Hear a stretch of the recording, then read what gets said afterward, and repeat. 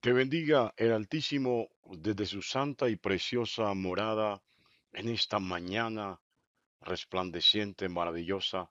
Que su gloria venga sobre tu vida, te dé paz, te dé consuelo, te abrigue, te abrace, te llene totalmente de su plenitud. Estamos en la primera carta a los Corintios, en el capítulo 15. Vamos a leer a partir del versículo 17, donde terminamos el audio anterior. La palabra de Dios dice así: y si Cristo no resucitó, vuestra fe es vana, aún estáis en vuestros pecados. Entonces también los que durmieron en Cristo perecieron. Si en esta vida solamente esperamos en Cristo, somos los más dignos de conmiseración de todos los hombres. Mas ahora Cristo ha resucitado de los muertos. Primicia de los que durmieron es hecho. Porque por cuanto la muerte entró por un hombre, también por un hombre, la resurrección de los muertos. Porque así como en Adán todos mueren, también en Cristo todos serán vivificados. Pero cada uno en su debido orden. Cristo, las primicias, luego los que son de Cristo en su venida, luego el fin cuando entregue el reino al Dios y Padre, cuando haya suprimido todo dominio, toda autoridad y toda potencia. Que Dios bendiga su santa y preciosa palabra. Bueno, la maravillosa, espléndida, poderosa argumentación, sí, de Pablo en torno no solamente a la resurrección de Cristo, sino a la relevancia, a la importancia de que el creyente crea en su propia resurrección como un hecho histórico a realizarse. ¿Sí? Y Pablo lo plantea abiertamente de esta manera, ya lo había compartido, digo, en el audio anterior: si Cristo no resucitó, si realmente Él no se levantó de los muertos, hemos sido dignos, hemos sido, perdón, los más tontos, los más estúpidos en creer y seguir a alguien que ya fue derrotado. Yo tengo que recordarle esto.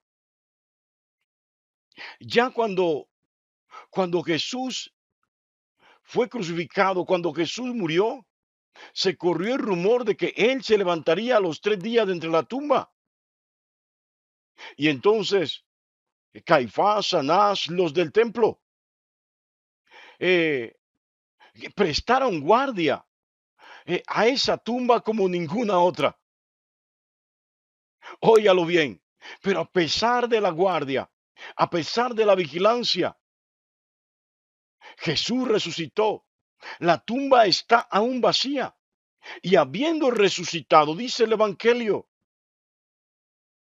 que se le dio dinero a los soldados romanos para que negasen la resurrección y en su lugar argumentasen, dijesen que los discípulos de Jesús habían robado el cuerpo de Jesús. Bueno, esto era algo increíble, pensar que unos pinches labriegos, pescadores, jornaleros, con simplemente palos, si fuera el caso armado de palos, iban a someter a la centuria de soldados que rodeaban el territorio, el Gólgota, el monte Moriah. Iban a, a permear y robarse el cuerpo de Jesús sin que hubiese derramamiento de sangre alguno. Esto es absurdo. Óigalo bien. Por eso Pablo dice: si Cristo no resucitó, si usted no está creyendo en la resurrección de Jesús, está siguiendo a un líder que perdió la batalla. Está siguiendo a alguien que ha sido derrotado, no a alguien que se levantó en victoria, no a alguien que le garantiza la victoria, sino que es alguien que lo lleva a su propia condenación, a su propia muerte. Pablo lo dice de otra manera: vana es vuestra fe.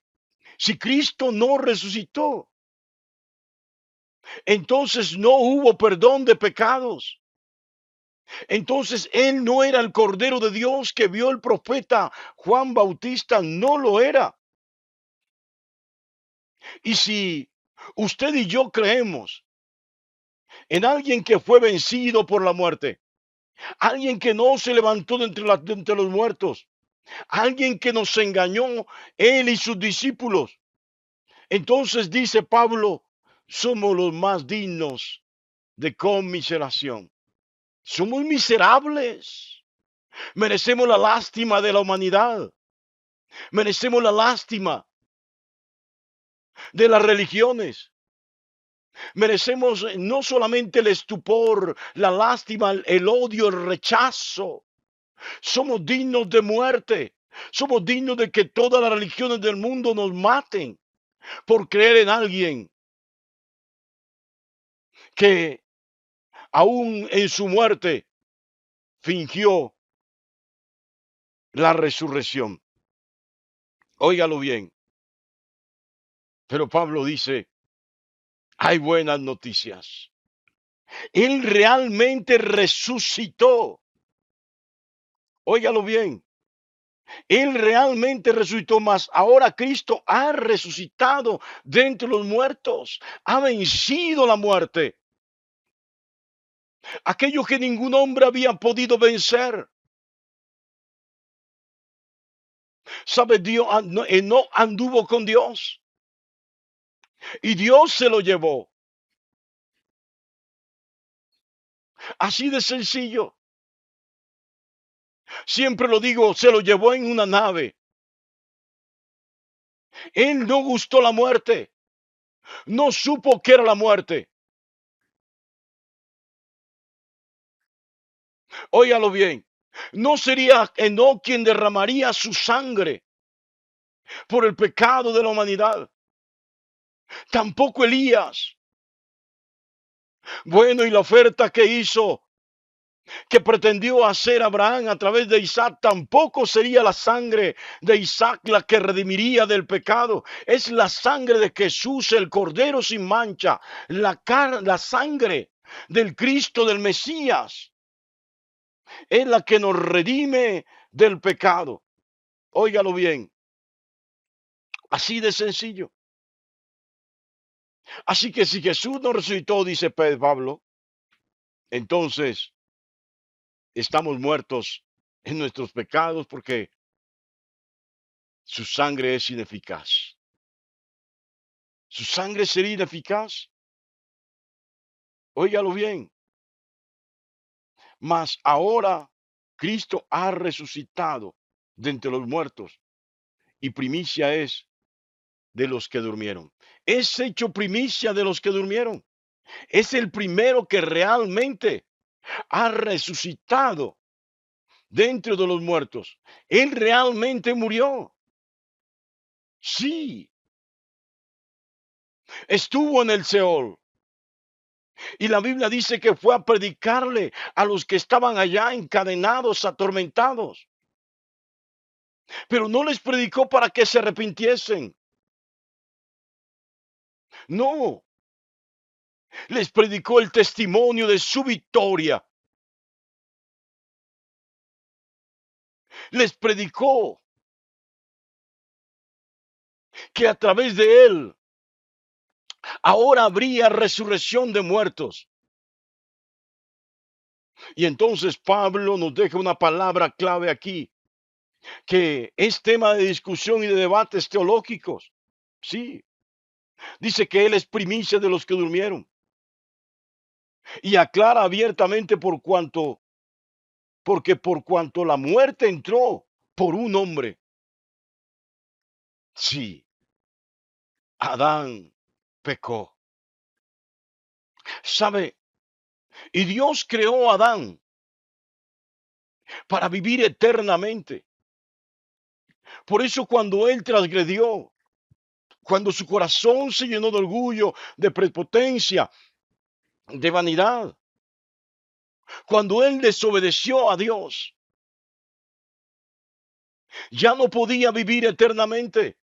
Y entonces Dios tuvo que expulsarlo del huerto del Edén, del jardín del Edén, del lugar donde se puede vivir en la presencia de Dios, escuchar la voz de Dios, sin necesidad de escondernos. Bueno, le aclaro, cuando Adán y Eva pecaron, tuvieron que ocultarse en una cueva. No podían resistir la gloria, la santidad de Dios.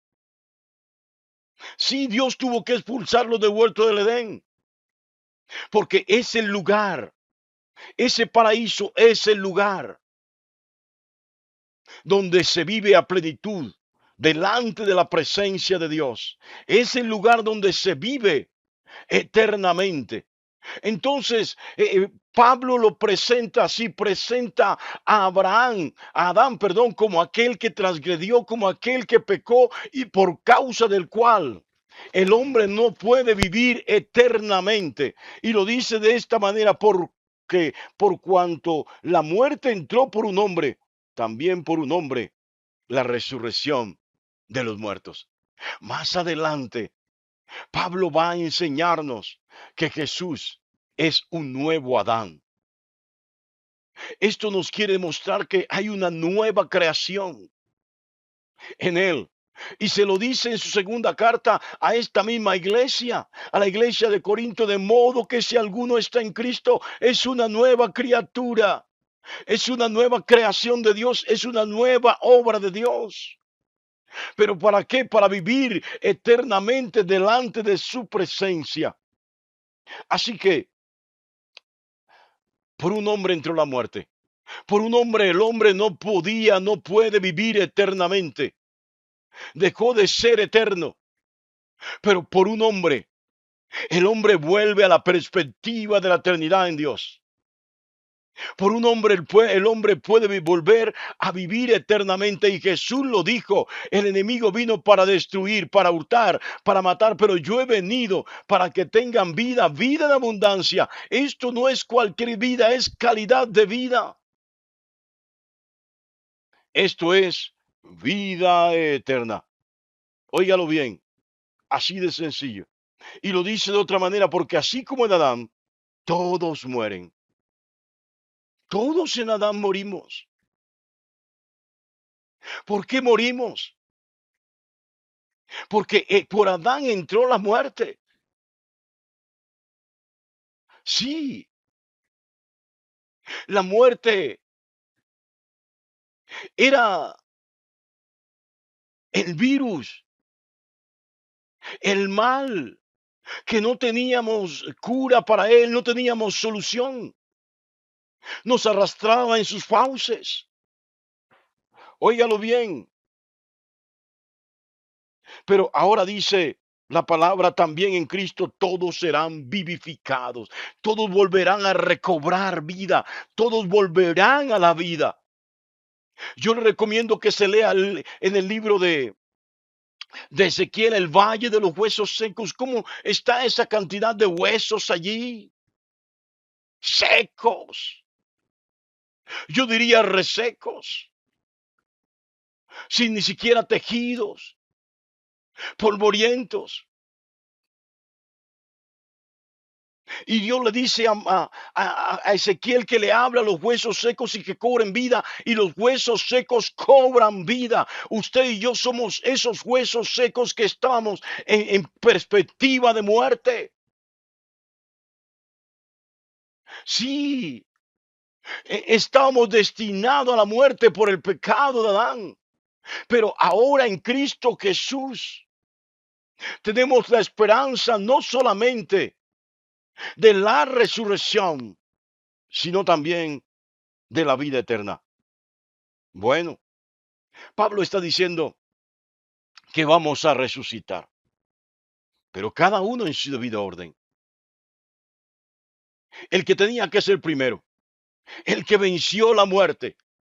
Por eso lo dice así, Cristo primero, primero Cristo el que venció la muerte y luego las primicias, los que despertaron con él, porque muchos de los sepulcros, cuando Jesús resucitó, fueron abiertos y resucitaron algunos justos y fue testimonio a todos que estos habían resucitado. Estos fueron los primeros en ser resucitados, en volver de la muerte. Y ellos tuvieron que haber visto a Jesús testificando allá en el seno de Abraham y en el lugar de tormento. Y ellos tuvieron que haber venido a testificar que Jesús les dio la vida nuevamente. Y entonces dice, luego, los que son de Cristo en su venida. Qué maravillosa palabra. Ahora nos está hablando ya no de las dos resurrecciones que yo les enseño, que son reales y verdaderas. Ahora nos está hablando de tres resurrecciones, las primicias de Cristo. Ya le dije cuáles eran. Y nos habla de la primera resurrección de los muertos en Cristo. Por eso lo dice, luego los que son de Cristo. Óigalo bien, en su venida. Qué tremendo esto. ¿Sabe mi amado, mi amada? Dice que primero será esta resurrección. Y luego dice Pablo, no habla de la segunda resurrección donde están los condenados, dice luego viene el fin. En este fin es donde incluimos la segunda resurrección de los muertos, pero esta segunda resurrección de los muertos es de los que son condenados, son de los que despertarán para juicio de condenación. De la que Pablo está hablando abiertamente aquí, dice, luego los que son de Cristo en su venida, se está refiriendo a la primera resurrección de aquellos que resucitaremos para recibir nuestro galardón. Bueno, Pablo lo dijo así, he peleado la buena batalla. He acabado la carrera, he guardado la fe, por lo demás me está reservada una corona de justicia. Así lo plantea Pablo. Y Pablo dice luego el fin, cuando entregue el reino al Dios y Padre. Jesucristo entregará su reino, el reino al Padre eterno, al eterno, cuando haya suprimido toda maldad, dice todo dominio, toda autoridad y potencia, toda potestad. Óigalo bien, usted no solamente debe creer en la resurrección de Cristo, debe creer en que si usted es de los de la fe en Cristo Jesús, también se levantará un día de entre los muertos. Y debe saber que Jesús un día tomará el control de este planeta totalmente y se presentará con usted, conmigo, delante del Padre y podemos ver al Padre, al Eterno, al Anciano de Días, cara a cara. Dios te bendiga grandemente en esta maravillosa y preciosa mañana.